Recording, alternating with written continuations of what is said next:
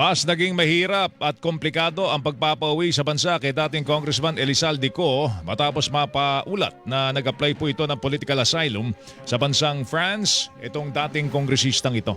Ayon po sa international law expert na si Attorney Ralph Sarmiento, hindi naman imposibleng mapabalik ng bansa itong si Co pero dahil po sa kanyang aplikasyon ng asylum, maaaring maantala ang proseso.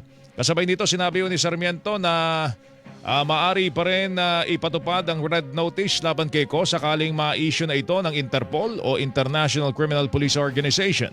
Ganun pa man, maaari magkaroon ng komplikasyon kung may nakabingbing aplikasyon para sa political asylum si Co. It's just a request to the member states of the Interpol to locate this person and then to provisionally arrest him and then to evaluate under their own laws and processes kung may basis for his return or transfer to the country that is requesting for his person. The fact na may pending application, so that will complicate process kasi titignan ng French authorities na i-return ba natin to despite na may red notice kasi may pending applications for asylum. They need to evaluate first kung totoo ba talaga yung basis ng application for asylum. Tinig po ni international law expert Attorney Ralph Sarmiento. Sinubukan ng GMA News na kumpirmahin kung may aplikasyon o application for asylum itong si Co sa French Office for the Protection of Refugees and Stateless Persons pero tumanggi silang magbigay ng impormasyon dahil sakop umano ito ng Principle of Confidentiality.